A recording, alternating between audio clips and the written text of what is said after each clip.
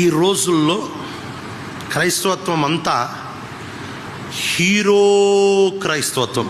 అందుకే మీరు చూడండి, మీరు సండే స్కూల్లో కథలు వింటారు. నిన్న చెప్పా కదా, మనకు తిప్పి కొడితే ఒక 60 కథలు. ఈ 60 కథలు కూడా సండే స్కూల్లో సండే స్కూల్లో చెప్పిన కథలు అన్నిటిలో మీరు చూడండి ఒకే కాన్సెప్ట్ ఉంటుంది. మిమ్మల్ని అడిగితే మీరు చెప్తారు, చాలా చక్కగా చెప్తారు. దావీదు గొలియాతు, ఎవరు హీరో? దావీదు, వెరీ గుడ్. మోషే ఫరో, ఎవరు హీరో? మోషే.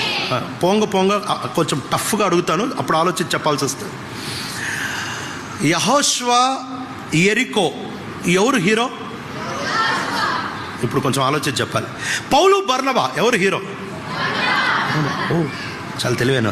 నయోమి రూతు, ఎవరు హీరో? యోహాను యాకోబు.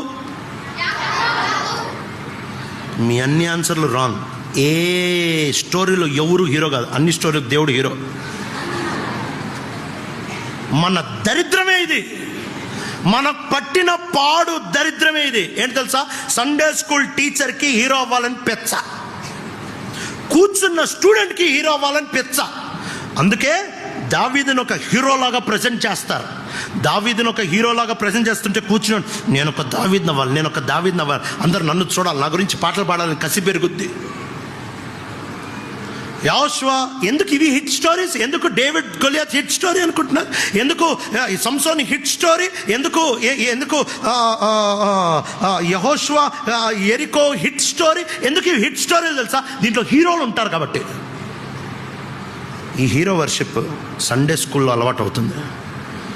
Never present David, Paul, Peter, brother Bhagat Singh or Sadhu Sundar Singh or D L Moody. None of these fellows are heroes. ఎవడు హీరో కాదు, యేసొక్కడే హీరో, యేసొక్కడే.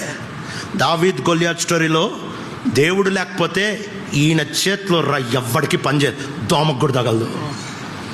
దేవుడు లేకపోతే ఎర్ర సముద్రం కాదు కదా, బకెట్ నీళ్ళు పక్కకు పోవు. దేవుడు లేకపోతే ఎరికో కోటగోడలు కాదు కదా, దానికి పెట్టిన సున్నం కూడా పడదు.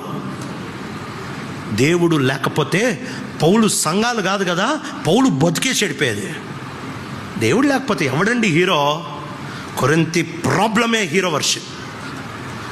నువ్వు నీ హీరో వర్షిప్ని ఆపేసే, బైబిల్ హీరోస్ని ఫాలో అవ్వద్దు.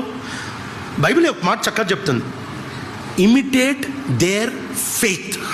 వారి విశ్వాసాన్ని అనుసరించమని చెప్తుంది తప్ప హీరో వర్షిప్ చేయమని చెప్పట్లే. ఇలా హీరో వర్షిప్ చేసే కొరింథీ సంఘం. అందుకనే గుర్తు చేస్తున్నాడు, హీరో వర్షిప్లు చేయబాకండ్రా, గురిని చూడండి. ఏంటి గురి అని అంటే,